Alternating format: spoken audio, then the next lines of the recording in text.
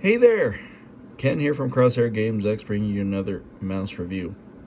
And I'd like to say now that it's very rare for an ambidextrous mouse to become my main, as my other reviews have come out and they're usually the Prime Wireless, which has been my main. I use that when I feel like having a little bit of a larger mouse for FPSs, because that's what I play primarily with these gaming mice that I get. And then I switched to my trusty EC shape from Zowie.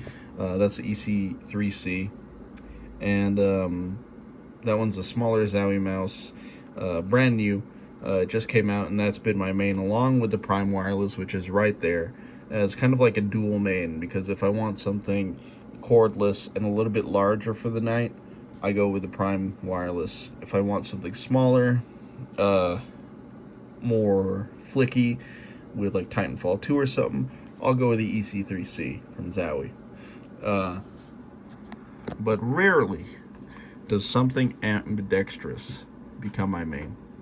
And this is the Ninjutso Katana, and there's no RGB, so just up my wheelhouse. I don't really like RGB that much, and if I do have a mouse that has RGB, I turn it off. If there's like software that allows me to do that. But this is inspired by the Microsoft I/O mouse from old pros, CSGO people. So it's already been a shape that's been loved, but my problem with the shape is that, could it be that the shape is a little outdated? Are there better mouse shapes out these days? And as evidenced by the ambidextrous, or not, the ergonomic mice that I have sitting in the back, obviously they're better shapes. But this shape, the Microsoft I/O, still works. And let me tell you why. This is my main mouse right now. I haven't touched the Prime Gaming. I haven't touched my Zowie, even though I was like super hyped for the new Zowies. This game came out of nowhere. The Prime Wireless is heavier. The Zowie EC3C is heavier. This mouse is an ambidextrous shape, and it is 58 grams. Maybe not even 58, maybe even 56 if you have a mouse bungee, which is what I use back there. This thing is killer. It is, and it's not exactly, I guess, like the I/O shape, or not the G Pro Wireless, even though it looks a lot like the G Pro Wireless. It is the I/O shape, so it flares out down at the bottom a lot more than the G Pro Wireless. This mouse seems a lot bigger than what it looks like, or feels a lot bigger than what it looks like. So I recommend this for people with large hands, unless if you have smaller hands, use palm grip on this thing. It has a mid hump and a very aggressive rear flare. So this thing could fill out your palm really nice. But the sheer weight of this thing, the 58 grams, that is just so light. And it isn't like there was a noticeable improvement to my aim upon booting up Apex with this thing. In fact, within 2 games, I won a champion. I became a champion, and I usually win a lot, but never have I just like picked up a mouse and noticed that my aim was just better. Period. So this came out of nowhere. It came out of the blue. An ambidextrous mouse, which is even more rare for me. This thing has a PMW 3389 sensor, so it is the latest spec. Not much to say about that. It has Kale GGM 8.0s as the mouse 1 and mouse 2 buttons. It has not the best PTFE feet. I wish they were a little bit thicker, and I wish they were a little more rounded. But they're really good. I mean, they still feel really nice. The paracord is not too flimsy, so it likes to keep its shape, which means the cord is not going under your mouse, which is important for me. A lot of people have a gripe about how stiff this cord is, but in my opinion, I have a mouse bungee, and it not sliding under my mouse because I'm an elbow aimer, and when I pick up the mouse, it not sliding under there is awesome. That does happen with my EC3C. I mean, just listen to this thing, right?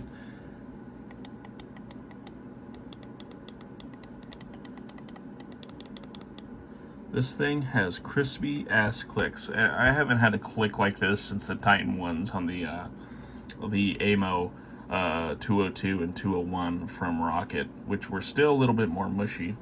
The scroll wheel is actually really nice. The steps are really pronounced. It kind of reminds me of a higher quality MM720 scroll wheel.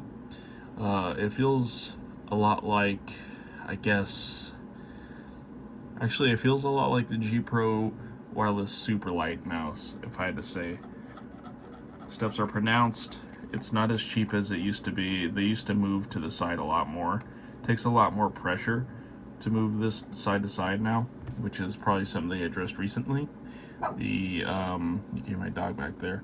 The mouse 1 and mouse 2 are awesome. There's not a lot of pre-travel, but a tiny bit of post-travel, which is fine. Pre-travel is a bigger issue for mice, so if there's more post-travel, that's okay. But these mouse 1 and mouse 2 buttons are awesome. Forward and back feel great. There's a little bit of pre-travel there, but that is not too uncommon even with the best mice. This thing's about $60, which is already competitive in the gaming mouse market. And the coating, it's fire. It looks a little worn down, but that's because I've been playing so much with it. As you can see, there's a bit of a shine there from where my palm. I use a loose fingertip grip, and like it's a palm fingertip hybrid, and there's a lot of wear on there because I press down on the mouse when I'm in a situation on Apex or Siege. And I mean, I already won a lot on Apex on a daily basis, or every time I picked up the game I win a few times, but just to notice my aim improve upon using this mouse is awesome. The bottom is very plain, no labeling or anything outside of the DPI button and the polling rate button and the little sensor hole right there. So this thing is really nice, discreet. Sometimes I wish that, Ninjutso or any mouse company really would take off any logos on their mice to make it more stealth, and I might rub that one off to make it more stealth at some point, but this thing is awesome. Can't recommend it more.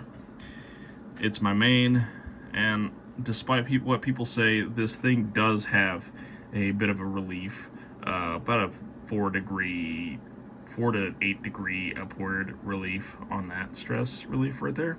So it's a little tiny bit lifted, but the cord makes up for it, especially if you have a mouse bungee, which I recommend if you're going to use any wireless mouse.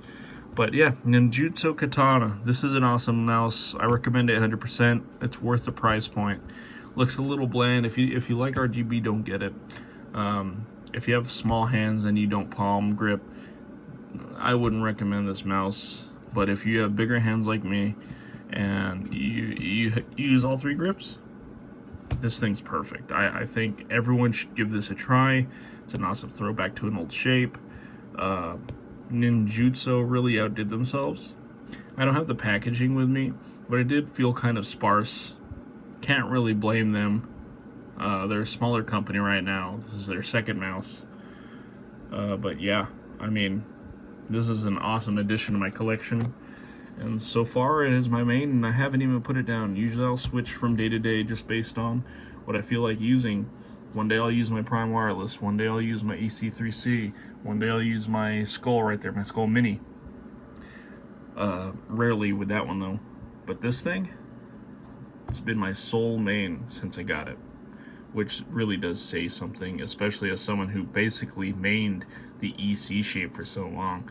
I don't think I'll main any other ambidextrous shape outside of this IO shape. So I give this mouse a thumbs up, guys.